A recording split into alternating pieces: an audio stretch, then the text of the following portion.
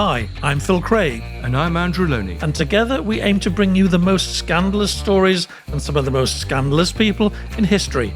So thanks for joining us here on the Scandal Mongers podcast. Hello, Andrew. Hello. Well, we had some good response to our trans program with Hannah Barnes. I was a bit anxious about it. We both were a bit anxious about it, let's be honest. But actually, it was all very, very, I would say, pretty positive. I thought we were going to be trolled, and we weren't, because I suppose it was so measured, the discussion. No, she was very impressive. If you've not seen or heard it, it really is worth your time. And yeah, our own comments on our own YouTube page were very supportive of the way that we introduced it and the way we handled it. So thank you for that. I put a few things on TikTok as I do, and it's a little wild and crazy on TikTok. So there were a few people saying, this is hate-filled rubbish. Hannah Barnes is a transphobe, but I guess that's part of the course with this issue, isn't it? Yeah, with social media, yeah. Anyway, our listeners are generally pretty sensible people. We love our listeners, which is a good way to introduce Comment of the Month. All around the world, thousands of people are trembling in anticipation to discover the Comment of the Month. So shall I tell you who it is? Yes, and they get a mug, don't they? This month I chose, because Andrew grabbed the honours last time. I need to find it. Hang on a minute. Pause.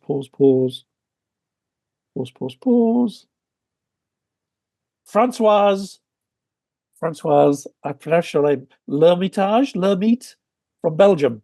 Thank you very much for writing to us. In fact, not only did you write to us, you put up a lovely comment about baking. How you listened to us while you were baking, which we thought was very lovely.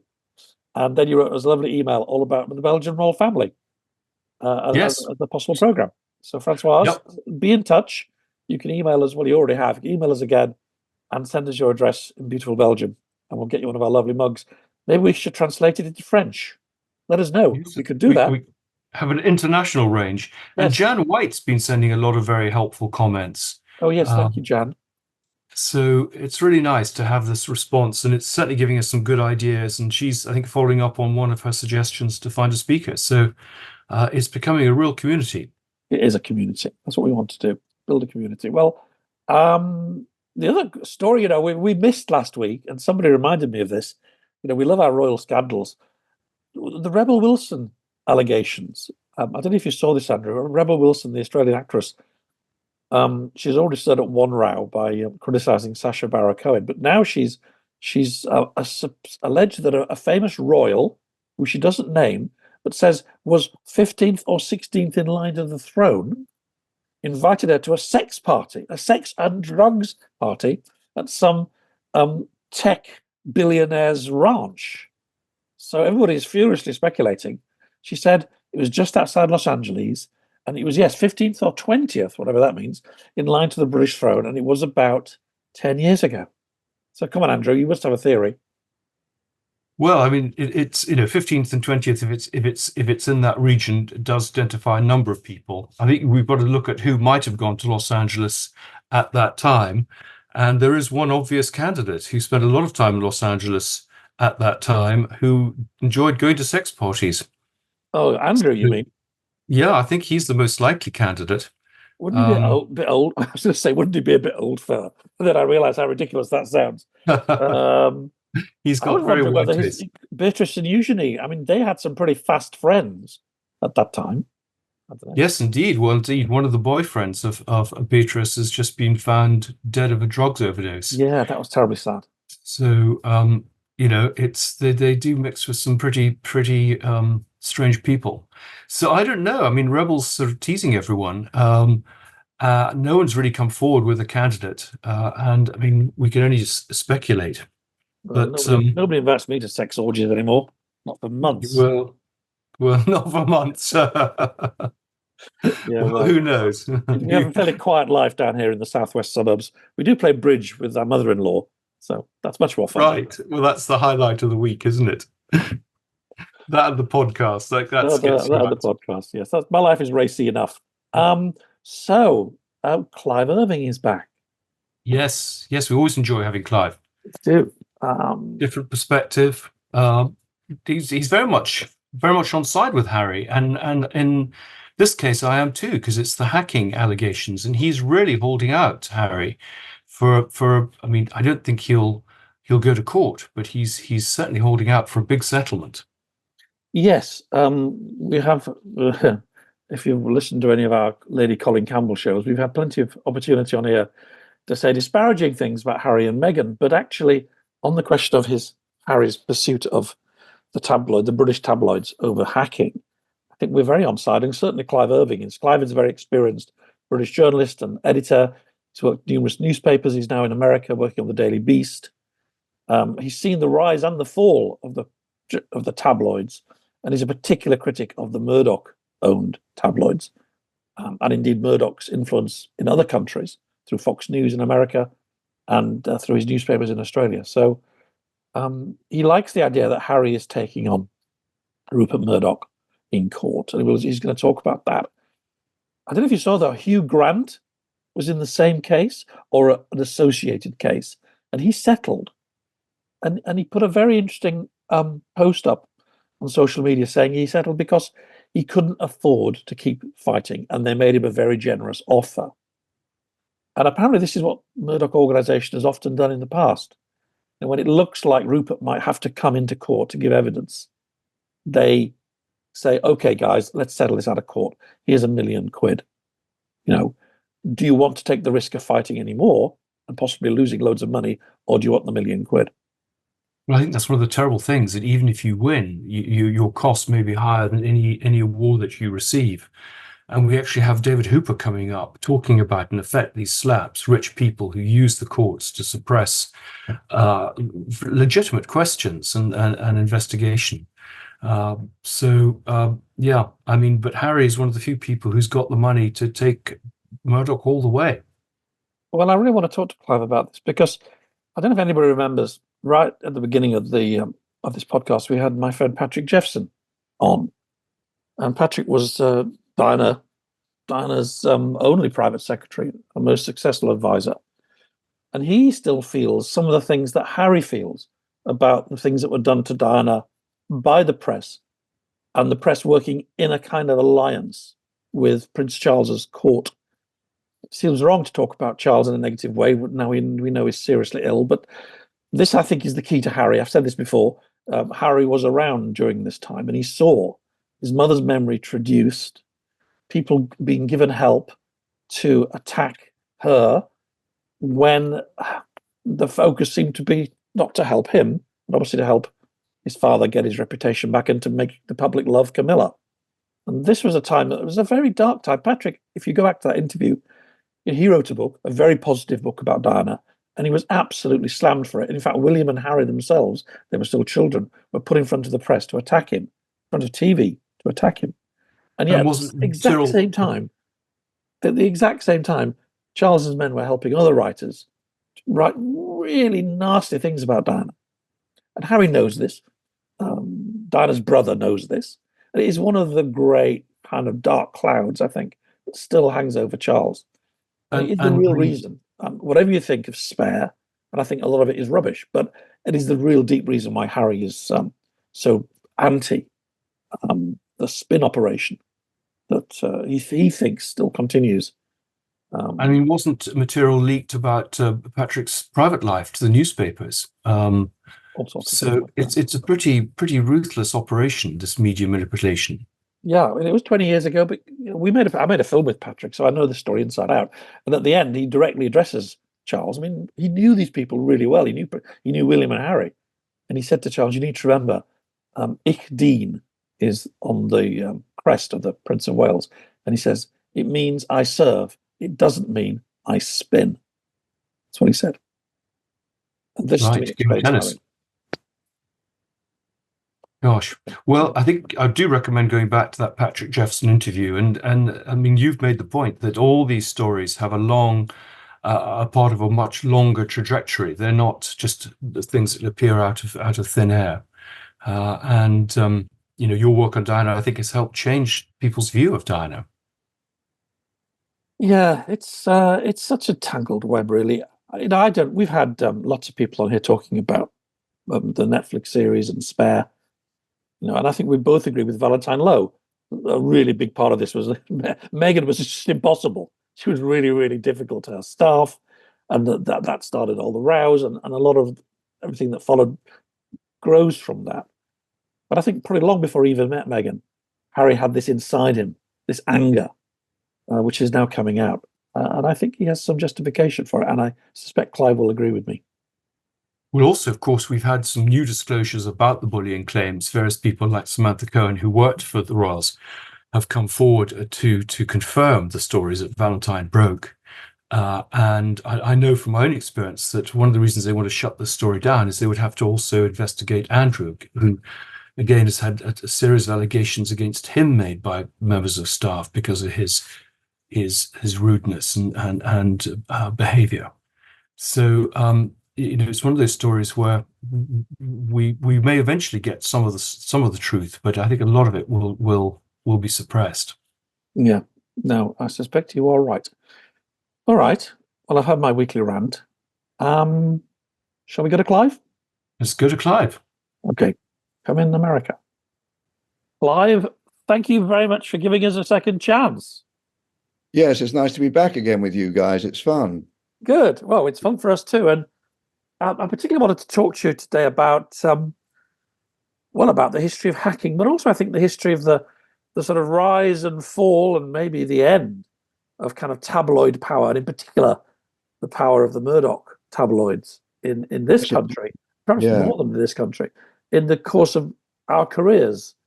Well, certainly a course of my career, because I first directly encountered a tabloid on my appearance in Fleet Street in 1955 when I worked for the Daily Sketch, which was one of the lesser tabloids. It was owned by the Mail Group. It was their kind of token tabloid. They never really put much money into it. It was quite underfunded, and it was always overpowered by the Daily Mirror, clearly. But the thing I loved about it as a kind of apprentice in journalism in 1955 was that it was so, in a way, impromptu and invented that it wasn't. This is the key to the whole tabloid thing, really, is you don't follow the news agenda as other people would. You try to find some way of, to use the old term scoop, but you've got to find something that's more original. So each day there would be this conference at the Daily Sketch about what would be the weirdest story that we could possibly run today. So it broke away from the pattern of the general news, and people got kind of rewarded for the most outrageous, but also the unscrupulousness of some of it too struck me, because I remember there was a vicar who was accused of killing off some of his parishioners. I've forgotten his name now. Anyway, the thing is that one of the Daily Sketch reporters descended on this guy. This is kind of relevant to what went on later. Descended on this guy's house at midnight, and it was somewhere in the West Country. And he knocked on the door, and the vicar came to the door. It was a vicar who was about to be defrocked, and this guy shone a light in his face and said, he said his name and said, "You have been located by the Daily Sketch. I now want you to confess," and it was that was kind of wild journalism of that time. No, it's fun. The word tabloid has become very pejorative.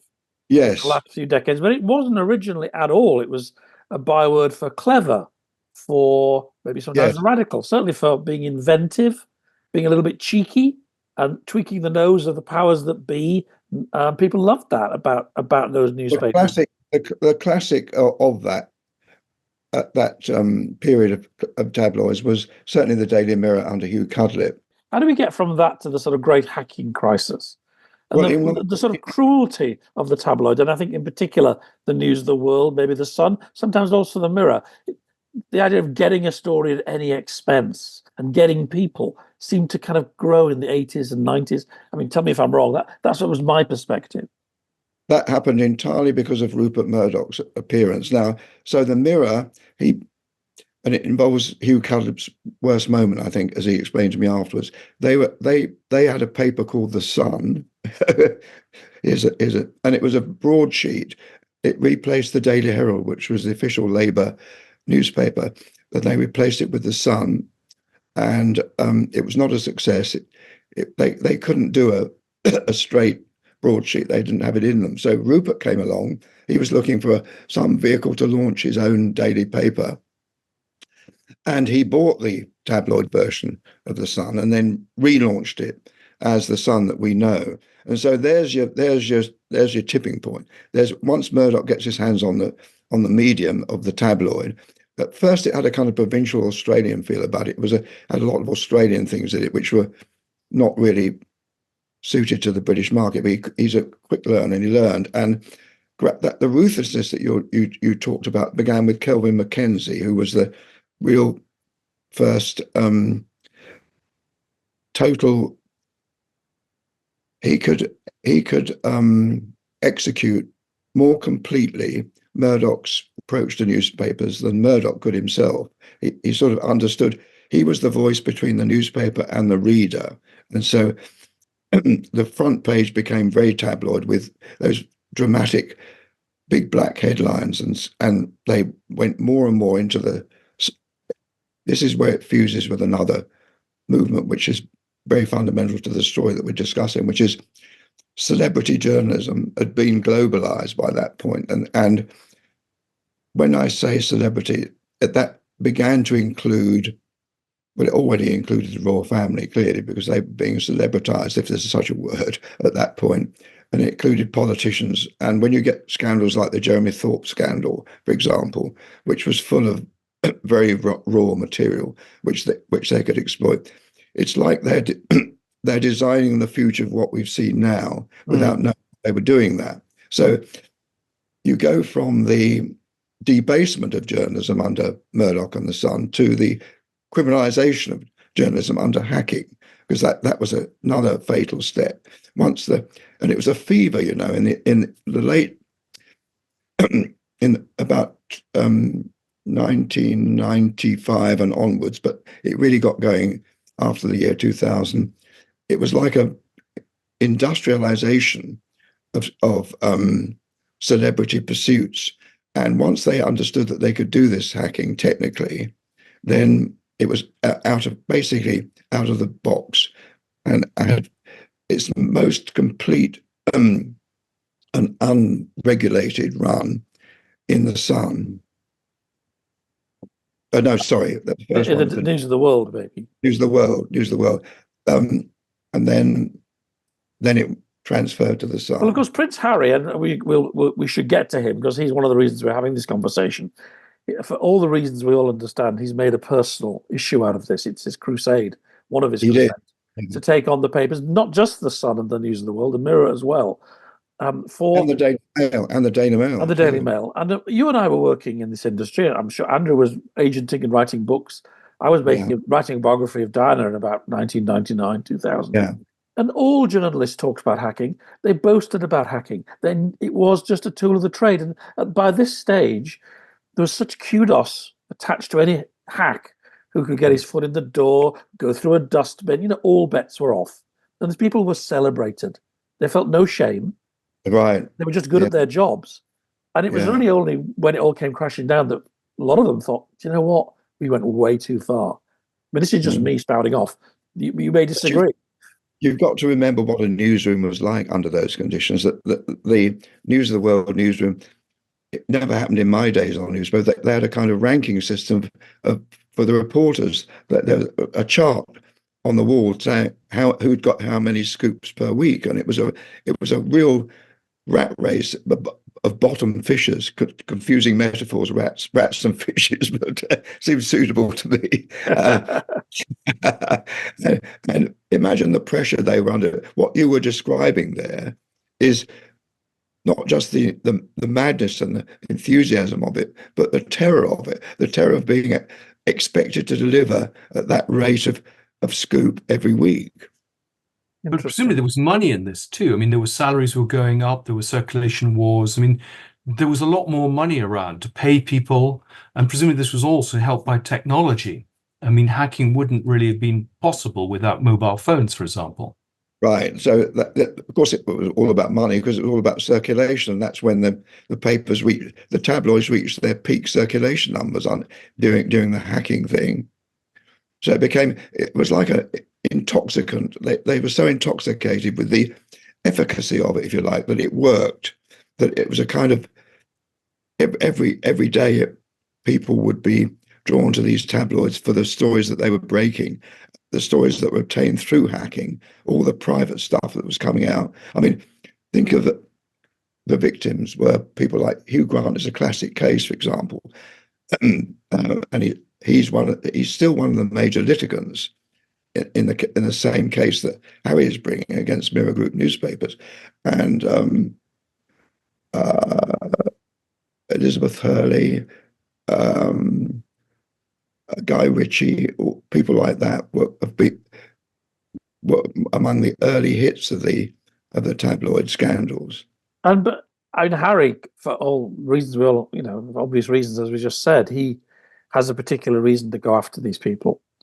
And he also alleges, at the absolute peak of all this, I think, around the turn of the century, that the palace was so frightened of the press that they would do deals with them. This is at the heart of his criticism of his father and William's approach to the way they've handled press relations. Rather than fighting back, they would do a deal. They would leak stories, sometimes stories against other royals, so as that they would go easy, say, on Camilla. I mean, this is what his book's about, and he clearly absolutely believes that those kind of dirty deals were going on. Do you think he's right?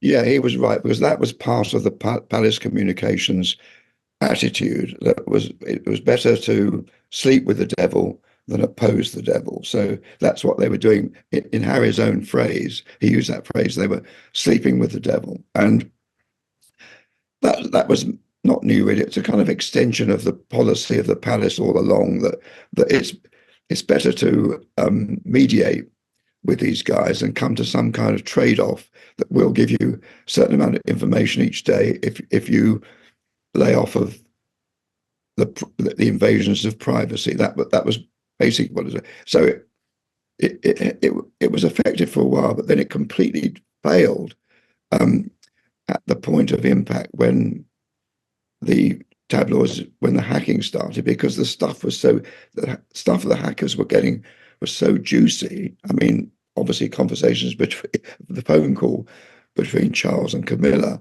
the notorious phone call, that was irresistible. Yes. There was also the phone call between Diana and her supposed boyfriend, I mean, which sort of got leaked about the same time. It suggests that people and waiting, but they were clearly playing off people, weren't they? They were favoured royals, shall we say, and others like Harry, who was sort of collateral damage. Yeah, that's right. There's always been I think Harry realised this early on, and he's been the only one, I think, who's taken the courageous path of trying to shut down the whole ethical collapse, or to describe, if you like, he's described the whole ethical collapse of the tabloids. And I think you guys probably agree with this, that part of the decline of the British newspaper has been entirely due to the stain that's been left by this. Interesting. Well, I mean, it brings us to Piers Morgan, of course, because Harry is convinced that Piers Morgan knew about hacking. Piers Morgan denies it, and he turns the tables on Harry and says, hang on a minute, mate, you've been revealing your secrets. You've been making money and selling books on your secrets, so you're a hypocrite. And then everybody gets very angry. But I guess at the very bottom of all this was the minute they went too far. That was a ridiculous defense, because obviously Harry wasn't invading anybody's privacy. He was invading his own privacy, if you like, and he decided what he would say and what he wouldn't say. Well, he was invading his brother's and father's privacy. I don't think that's right. Yes, yeah, well, that's yeah. Yeah, there's a right and wrong on all sides on this one, and it's very hard for anybody to be kind of the white knight in all of it. But one thing I think we can all agree on is it all came to a head with Millie Dowler. Nobody would ever defend what they did over that poor girl and her family. And that was such a shock to the system that it nearly broke Murdoch, didn't it? It certainly ended one of Britain's most notorious newspapers within months. Should we Well, that explain was- what Millie Dowler, the hacking was there, Phil? So for the Americans and Australian listeners. Well, Yes. sorry, Millie Clive, you tell the story because it's a great story. Millie Dowler was murdered. How old? I think she was about 11 or 12. A very young girl was murdered, and somehow a hacker got into her cell phone. That's correct, isn't it? Yeah, And you could easily do it because the factory settings hadn't been changed, I think. that's right. Yeah, and so they used that information in a story. Now it's interesting that Nick Davis, who broke the story in the Guardian, has never revealed the name of the person who tipped him off about this. That he was tipped off by someone, I think maybe a cop, one of his police contacts tipped him off. So he never got that story without that tip. And in fact, he tells them of when he was walking, I think he was walking down the Strand or somewhere, and he got a call tipping him off about that. So that was when that was exposed. That was so gut-wrenching and outlandishly awful. And morally reprehensible that Murdoch the Murdoch papers never recovered from that particular episode.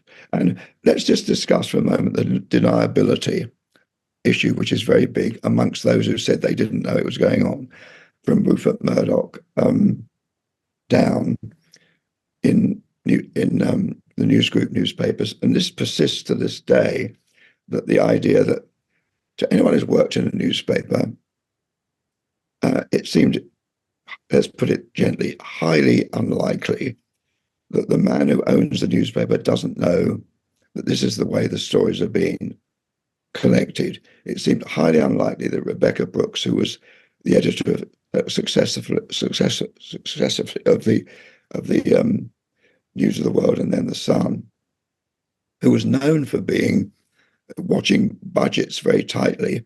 It's always a question of follow the money. The hacking, and I think I was told about the cases still currently in motion against Mirror Group newspapers, that the biggest underwritten part of this litigation, and it's coming out in Discovery over the past year, I think, in the last cases to come up through the courts. The biggest item in Discovery is that they've been able to discover the whole cover-up process, that what went on to protect Brooks and Murdoch himself and Piers Morgan and on the Mirror and so on. But the evidence on the Mirror Group newspapers, on the News Group newspapers, which means basically the News of the World stuff, and later the Sun, they dispute that the Sun was doing this, but they were, I'm sure. But the discovery process is now able to describe widespread destruction of hard drives before the cops got there, and the destruction of a lot of emails. But actually, those emails weren't destroyed; they've been recovered in some way. And so I think there's a trove of emails that will be used to prove, without doubt, that Murdoch had knowledge of what was going on, and so did Brooks have knowledge of what was going on. Well, we should say that. So what will As of happen? now, those people have not been proved of it, and But so No, what will happen if under this discovery, with this new information, are we like to see new trials? Because after all, Rebecca Brooks has been acquitted. Yeah, no, that's different, because she was acquitted on a completely different count, and that's true. And when I wrote that a year ago, actually, in the Daily Beast, that she was taking charge of the Mirror Group, the News Group litigation, she issued an immediate denial and said that she was not involved with the lawyers in the litigation. The lawyers were entirely independent in handling it. So I had to make that correction. I'm fascinated by Rebecca Brooks because I took offence at parts of Nick Davis's book, in that he adopted the misogynist newsroom standards of describing a woman doing something that all the men did as though it was inappropriate for a woman to do it. He said that she rose up through the ranks of the newspaper business because she was very good nurturing contacts and sweet talking cops and ingratiating her way into the political class and being respected. That apparently, according to Nick, and the tone he took in the book, was inappropriate for a woman, but it was, of course, what everybody. So I had a more than a modicum of sympathy for her for being described like that. Also, I think she was a woman in a very ruthless men's world, and she proved herself to be a very able and effective newspaper executive, which she still is. Actually, in the last 5 years or so, she's demonstrated that she really understands the new ecology of the digital media as opposed to print media. She's managed the transition of the newspapers and the Sun, the Sunday Times and the Times particularly well, away from print and into digital. Very successfully done that. So I don't want to in any way diminish her professionalism. It's just that it's impossible, and in fact, for that reason, it's harder for us to believe that she could be completely unaware of the hacking when it was going on, because she was neither negligent nor inattentive. Well, she sounds like she's very hands-on, and if you're hands-on, you know what's going on. She earned Murdoch's respect very early on for being hands-on, and she earned his respect for being a very tough person and able to hold her own against all these red top muscle-bound reporters. Do you think it's a bad thing, though, in some ways? Because, there's less investigative journalism going on. I mean, newspapers like the News of the World did hold the rich and powerful to account, and that's not really happening now to the same degree. That's a very interesting point, Andrew. I'd be careful with that one, because the rich and powerful are constantly being exposed in other mediums, aren't they? I mean, don't they get social media is leaking a lot of stuff that leads to very powerful pieces about company, the mismanagement of companies.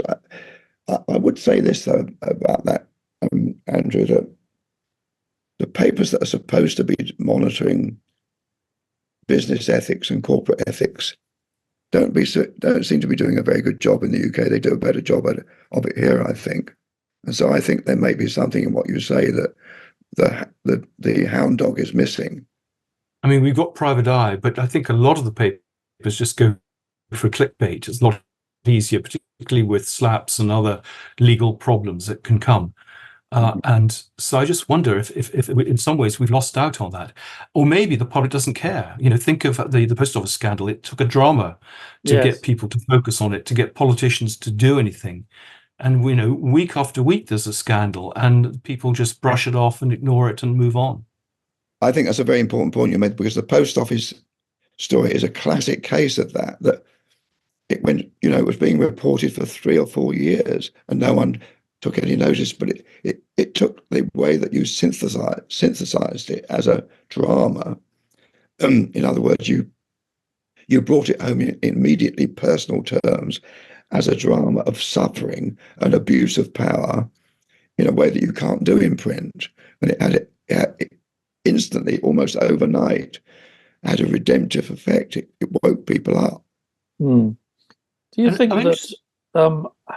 Sorry, I was going back to Harry and his court cases, because we haven't seen much coverage of this in the last few months, but it's still ticking away. Do you think there's something in what Harry's doing, and as you mentioned, he's supported by some other celebrities as well, that might yet really damage Murdoch? Or do you think he's pretty much maneuvered himself away from all that now by closing down the News of the World and making sure that something's disappeared? I think the question is, will Harry settle out of court? And the conventional wisdom is that he's the only one of the litigants who's got the money not to settle out of court, that everyone else hasn't got the money to pay the legal fees, to persist and persist and persist and that Harry is the only one who has, and is prepared to do that because he wants to see Rupert Murdoch as a witness. Because Murdoch's never appeared as a witness. He didn't appear. He was about to appear in the Dominion case, and in fact, he was deposed last November, by the way, in the Smartmatic case, which is the one where the Smartmatic also massive libel action like Dominion because they were libeled by Fox News. Oh, this is Fox News on the election and the allegations about the voting machines. That's right. Yes. So, and they're asking for, what is it, the number? I've got it, 2.7 billion in damages. So they're never going to get that amount, but obviously you over demand in order to get, I mean, Dominion got 87 billion. That's quite a lot of money out of Murdoch. And so the fascinating thing to me is there are hundreds of cases still standing in this. It sort of came in. Hacking cases have come in 5 waves. The 4th wave ended last year, and the next wave is due in court in January next year, January 2025. So this is the turning point for Murdoch. It's the merging of Murdoch's last years and Harry's revenge on the red tops converging now. So that if this threat hangs over newspapers, that Rupert will have to go into the dock, as he would do it in the Smartmatic case too. Are they going to settle another case out of court just to protect him or not? Gosh, watch this space. Is the Harry case different for the Daily Mail and News Group and others, or is it all basically the same sort of case, just with different people? Well, that raises an interesting point because I've never felt the Daily Mail was a tabloid. It's not a red top. It's never been a red top. The Daily Mail is an outlier in these cases. It's an outlier in the sense of the kind of newspaper it is, because it doesn't have the puerility of the red tops. It's not a lowest common denominator tabloid, as they are, as the Sun is, and the News of the World was, and the Daily Mirror was. In a sense, it's a serious paper because it's the paper of the Little Englanders and the Brexiters, and it has a constituency, serious political constituency of its own. And as much as I think it's nuts, because it was the first popular newspaper in the world, really, when it was invented in the 1890s under the guy who became Northcliffe. I take it separately from the red tops. I think of it separately, and I therefore wonder why it got sucked into this hacking thing, which it clearly did at one point, because it was competing in the celebrity. It's always competed in the celebrity news business, but it found itself doing the same dirty tricks that the red tops are doing while holding its nose. Now, I think that what I was told by somebody involved in all this litigation is that something happened a couple of months ago regarding the Mail case, which is interesting, that the litigants wanted to get at the ledgers that under the Leveson inquiry. It was revealed that the Daily Mail had ledgers in which it kept the payments they made to private investigators, to what the Americans call gumshoes, and that was proof that they were using private investigators to do this kind of stuff, the hacking.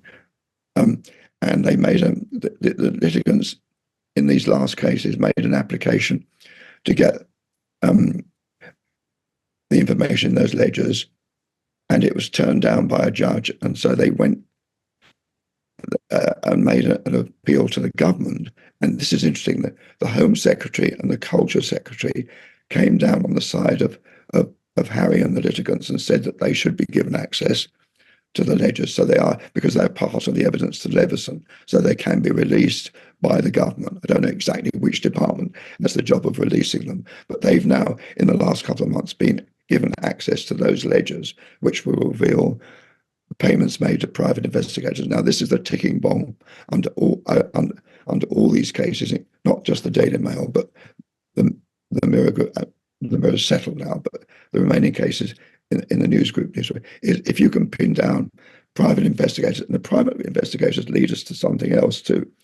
which is the cops, which leads us to the bent cops who collaborated with the, particularly with the News of the World and the Sun. They had a very clear, as you know, some Scotland Yard people had a very clear, much too close relationship with the News of the World and the Sun. And so when it came to the discovery process and finding out that all those hard drives had been destroyed and the emails had gone missing, the cops were, let me say, a little less than energetic in going into that stuff. It's scandalous, isn't it? It suggests also the Conservatives know they're going to lose the election, because they wouldn't want to get on the wrong side of a news group, for example, before an election. But where do you draw the line between what is legitimate sort of good journalism, and that might include employing a gumshoe, and going over into something which is illegal? I mean, is it a narrow line, or is it pretty clear cut for a journalist? No, it's not clear cut, Andrew, for the reason you stated that. I don't ever remember that the Sunday Times in the glorious days of the Insight team of ever using private investigators. What we did use were technical experts. We summoned technical experts on technical points, and particularly with, as Harry Evans did with thalidomide, had lots of medical.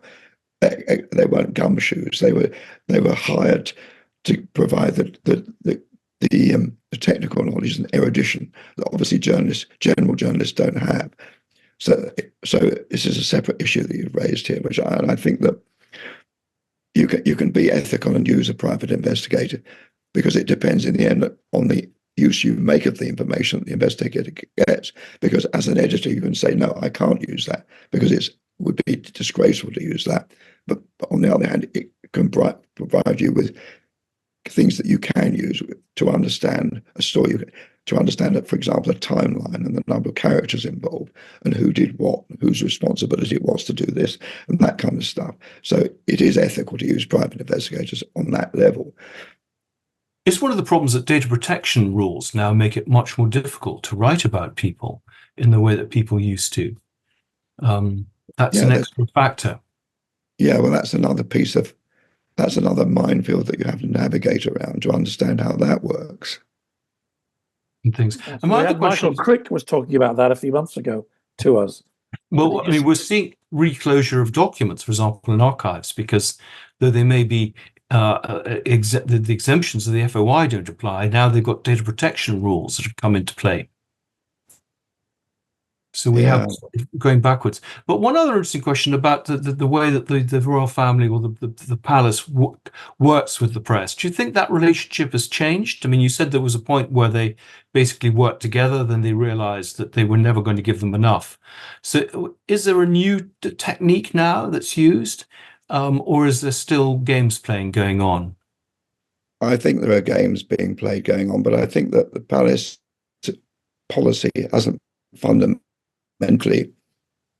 ethically altered. They prefer to mediate rather than oppose, and so the effectiveness of what the palace does depends entirely on how well they're able to satisfy the hunger on a daily basis, and it depends on all the tidbits they're allowed to reveal. And so you get this terrible habit, you can see it every day, it drives me nuts, of a friend of the prince, a friend of Camilla's, or a friend of the king's. There's always one person removed being quoted, and so they've lined up all these dummies who feed them these useless and useless tidbits of information for which they fight over, all these useless morsels of information they feed. And so I think there's a very serious thing going on right now about this, which is how much the public is entitled to know about the king's illness, and by admirably going 1 foot out and saying he got cancer, that was very good. But stopping right there has caused an enormous, if you like, a dam of questions being held back. Well, what kind of cancer? How serious is it? And what is the outcome going to be? These are all legitimate questions. Can anyone, this is a question they should answer because it's not intrusive in my view. Can anyone at the moment know the outcome? Is any medical authority in a position to tell us whether the outcome is good, bad, or unknown? I think that would be useful to know. Because it's the uncertainty, which I suppose is the problem. But I mean, we had Valentine Lowe a few weeks ago talking about the Kate picture. I mean, do you think that they were wrong-footed there, that they were on the back foot all the way through until she made her broadcast, or do you think again there were legitimate reasons for her to keep her private medical information private? I think that they weren't wrong. They weren't wrong at all. I think that once William knew, I think February the 17th, when he cancelled going to that memorial service for his godfather, once he knew that it was cancer, they had to do between them a lot of things to protect her until they were ready to talk about it. They first of all had to deal with the children, and that was obviously going to be. Now you don't want the whole herd of journalists descending on them at that moment when they discover it. The children they're the most vulnerable, and they're going to take time to get used to the idea of what's happened to their mother. And the same thing is going on with the king at the same time. So it's a critical situation. So, and I don't know if you know the answer to this question, Andrew. You might. Is there a plan B to how to act when a member of the royals is not dead but is taken out, effectively removed from public duties until they're wed again? There must be. Isn't there a backup plan? Because William is part of that backup plan, obviously, in terms of the king. But now there needs to be a backup plan for William, because he's also limited in the amount of time he can spend doing public duties. There must be some. I get a feeling that all this is strangely under-rehearsed by them, that they weren't ready for it. I think that's right. I mean, I think the problem is they haven't got enough reserves to play. The problem is the reserves they've got to choose from, like Beatrice and Eugenie. The king's not very keen on choosing. No. So they are in problems. But I mean, how do you feel about the slimmed down monarchy? Because I mean, that seems to be a big debate now. Is it too slimmed down, or are we just expecting too much on the royal family? Well, it's not a slimmed down monarchy in any bloody way at all, honestly, because what's not slimmed, I don't know what the household staffing and the number of people dealing with these problems, whether that's being cut or not. I doubt it. Protection costs have been cut, though. A lot of them don't get protection. Well, yeah, I know, but I think that's a different issue about the managing of we're talking about the communications managing, and by talking about that, we are talking about the connection between the throne and the people.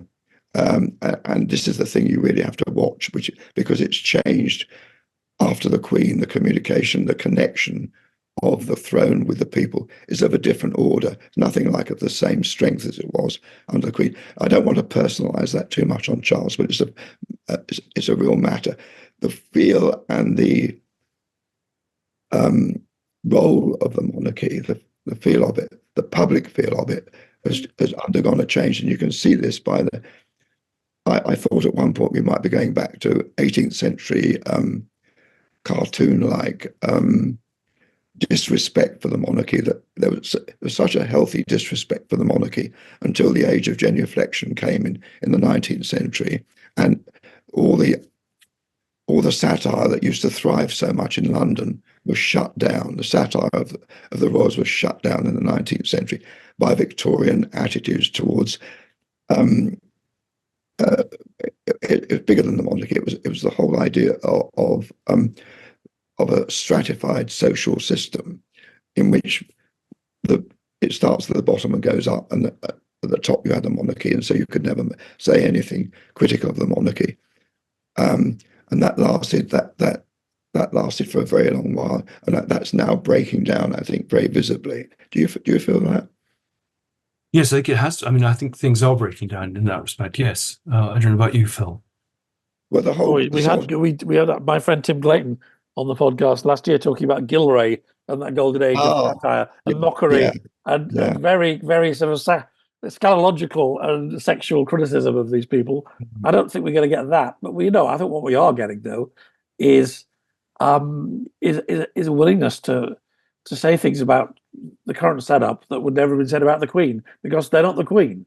and they're just Exactly. ending that. Well, I mean, Tina Brown last week has been quite forthright talking about what's going on. And I mean, she's a pretty establishment figure. Yeah, and it's all part of the passing of deference, generally the passing of deference towards politicians and deference towards that. In a way, I think the royal family is the last piece of deference to go. Automatic knee-jerk deference is no longer there, and it shouldn't be there, really. I think there's a lot of love for Kate and for William. You know, that's people tend to take their side in the great standoff with Harry and Meghan. I'm aware that you perhaps don't, Clive, but I think most British people do. And I think if Kate, the way she's handling the statement about her health, has got a lot of love and respect for her. I think you've misrepresented my view here. Okay, I'm very pro Harry and Meghan. I think they've been very, very abused, but I'm also very pro of Kate. I think she's become a very sympathetic figure. She's very, very dedicated. Both as a most important thing about Kate is her dedication to make her family feel as natural in their lives as they possibly can within the competing stresses of the gilded cage. They are in a gilded cage, but she's worked very hard to keep them from feeling that way. And I think she's worked harder than William in that respect, because in a way she's come from the outside in a way that William didn't come from the outside. And William's much more under the influence of his father than Kate's ever been. So true. I think she's less hidebound by tradition. And what do you think? I mean, will this change, for example, the relationship between the king and Harry? I mean, are we going to see closer sort of coming together, the spat sort of going away, or has it really made no difference? I wrote a piece about this last week on the Daily Beast, saying that I hoped it does make a huge difference. This whole spat is so trivial, and in a way, I feel so pointless. And anyone who's had family quarrels between siblings knows this, that in the end, it just wastes a lot of people's emotional energy. And it's at this point in the career of William and the career of Harry and the life ahead of them as the next generation of the royal family, they just got to get that out of the system. It is so petty and so irrelevant to all the pressures that are on them. Now, are they capable of a lasting reconciliation? There's a lot going on behind the scenes at the moment that we don't know toward that end. But it plays into something else that I felt about Harry and Meghan. Harry and Meghan were potentially great assets to the throne.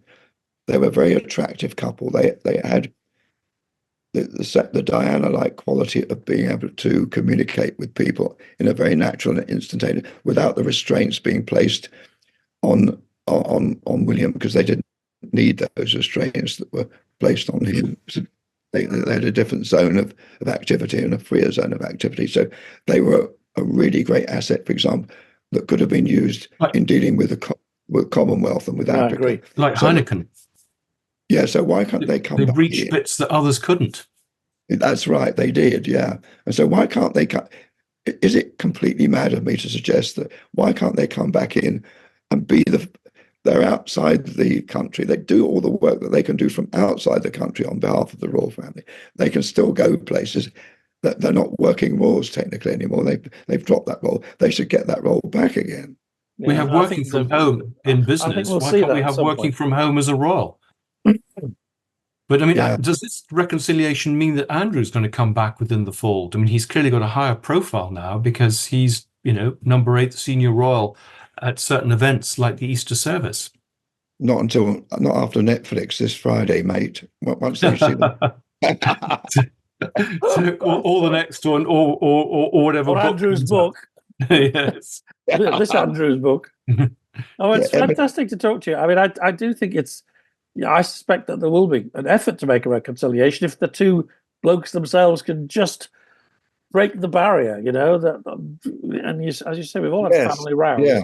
It is possible. It is possible to get beyond them, and I think this is a perfect opportunity if they really are ever going to do it. Think of what a great public relations coup that would be for the royal family if they managed that. If they pulled that off and they were seen being happy together again, that headline, happy together again. It'd be incredible. Think of what that would do. And even more, Meghan and Kate, sitting in the garden, having a nice chat, that would be gold for them now. By the way, the thing with Oprah.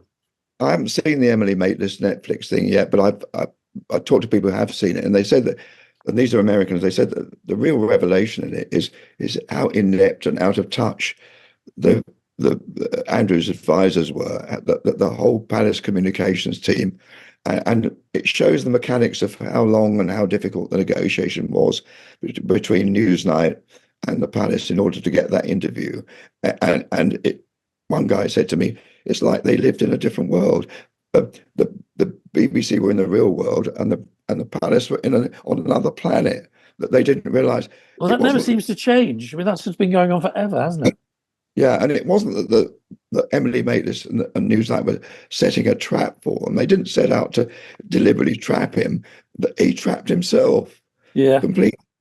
Well, they were very trusting. I think they were so desperate to have some sort of serious vehicle to talk about things that they didn't prep him, and they basically had no one in the room to sort of say, thanks, that's enough, which you would have with a pretty minor celeb. So, yeah. One of the telling things to me was that he said, before the interview, he said, is this going to be a David Frost interview? And he meant the softball David Frost that he knew, not the earlier David Frost that I worked with not just Frost Nixon, but all the stuff that David had done on British television before Frost Nixon. And Emily Maitlis is a student of David Frost's early interviewing and the really brilliant technique he had for drawing people out. And so she realized right then that he had a different concept of the world than she did. Well, he was friendly with David Frost, in later life, and I think he just assumed he was like that. Because also, I think having a woman there, you see it with the Selena Scott interview. He's flirtatious. He's more relaxed in a way. I suspect with a male interviewer, and I think, frankly, my own opinion is most of our best interviewers are female now, because it is done much more subtly and much less adversarially, as let's say a Piers Morgan would be. That's a novel view, Andrew. I think it's very interesting because seduction is part of the revelation. In other words, gentle seduction is taking place. Yes. No, I think if you look at it like that, certainly if you look at the Selena Scott interviews, he was waiting to get her number. He was going to tell her everything. Anyway, if you pull back to where we started this conversation and whether Andrew has a role to play in the future, I think absolutely not. Rehabilitation of Andrew would be a bad move, I think. No, I agree. Well, we should have you back to review the Netflix show. And there's plenty of opportunities. I mean, I'm sure series 6 or 7. Where are we with The Crown? They're supposed to have stopped, but I bet they go back to it. How could they not? How could they drop it? Mind you, it has a long afterlife. People watch it all the time, even now. Yes. Yeah. Well, they could all come back as ghosts. Clive. We are, as ever, in your debt. Thank you. It's fascinating perspective from across the Atlantic. There's two people you're two people I would talk to at any time, because you're such astute observers of the scene, and you don't take bullshit. Both of you have got bullshit detectors of a very high. That's going on the bio. Thank you. That's you're going to get another mug after you said that. What I love is that you've got this extraordinary career going back over 60 years, longer, 70 years almost. Yeah. And there are very few people still active in journalism who can speak, and with such a varied career, who can talk. So we feel very privileged to have you talking to us. Amen to that. And thanks again. I've got a crew coming to interview me about David Frost in 2 weeks' time, about the early Frost Mark 1, not Frost Mark 2. Right. Right. Well, it's good night for him. And good night from him. See you, Clive. Okay, bye. Bye. Well, always very interesting to hear from Clive. I mean, he has such a great perspective in terms of length and in terms of his overview of everything. Very interesting to hear what might be happening to the Murdoch Empire, brought down by the royals, possibly. That would be quite a twist, wouldn't it? It built so much of its power and influence by roll reporting, and maybe that will be one of the reasons it's fading. I mean, I suppose the fact that newspapers don't sell in anything like the numbers they used to sell is one reason. But maybe Rupert flew too close to the sun. He got into an awful lot of trouble with that coverage of the American election, and that's why those other big settlements Fox News had to pay. Yeah, exactly. And it's extraordinary that he continued to fly so close, but that's sort of the way he is. And I mean, it's sort of the way Maxwell was. It's interesting, certain themes emerge of the people we've been talking to. And also this media manipulation that we talked to Simon Weiger about. Yes. It's I don't think people realize that the news they're getting isn't necessarily what really happened. But it's like a lot of our best interviews, actually, listening to Clive. It's like a sort of social history of, well, not just Britain, but certainly Britain and all the other countries where Murdoch's had a lot of influence. And it feels like we've sort of lived through, we're now in the sort of dying days of a great emperor who is, fighting more now to keep his reputation rather than expand his empire any further. Yes, it's the legacy, and the legacy of some of his senior staff, because there's a danger that some of them may end up going to prison if this continues. I mean, I don't think it will happen. Harry would be. I mean, it's probably still unlikely, but what would Harry have to do to make Murdoch give evidence? It's still not quite clear to me. He just has to keep, refusing to settle. Is that basically what he has to do? Yeah, and he's got the deep pockets to do that. And there must be always this concern about some of the evidence in other cases being used, being some of the material being released. There's been lots of debate about that, but I think there's certainly quite a lot of incriminating material used in other cases that he wants to draw on. So, end of one empire, and we may be talking about another empire soon. I don't know what have we got in store next week. I don't think we've decided. I think it's either going to be Putin or our Roman Empire and the women of the Roman Empire, which is a really fun interview, which I'd like to put out soon. We need to decide. I also need to apologise if you're still listening, Francoise in Belgium. I really mangled your name at the beginning of the show. It's not Hermitage, it's L'Hermite, I think. Do let me know how to pronounce your name, since you've been so kind to us. And also, if you do want your mug in French, we normally have the one that says "Another day, another scandal." Let me know what that phrase means in French, how you'd like it. Or I'm feeling scandalous. Yeah, or you can have "Are you feeling scandalous?" I don't know how that would translate in French, but we'd like to do something special for you, since you have for us, because we're just so nice. Well, a lot of those mugs going around. I gave one to a producer at ZDF the other day who was very keen to have one. So one day we must have a group photo with all our mugs. Yes, well, we're going to have a summer party for our guests, aren't we? We must ask them to all bring their mugs so we can have a sort of picture and make it even more desirable. And they are available, of course, on the bio. You can link to our shop. And while you're there, you can subscribe to this podcast. And you can also give us a couple of dollars in thank you if you feel the need. I mean, that will help us towards our production costs. So we're still not making money, but hopefully we will be getting there soon. And yes, do press like, do give us comments. That all helps with our algorithms. Do spread the word. Please do make suggestions. Yep. And thank you for all your time and attention. And we'll see you soon. See you next week. Bye. Bye. Thank you for listening to the Scandal Mongers podcast. This has been a Podcast World production. You can get in contact with our show by emailing team@podcastworld.org, placing Scandal Mongers in the heading, or via our social media links within the show's bio.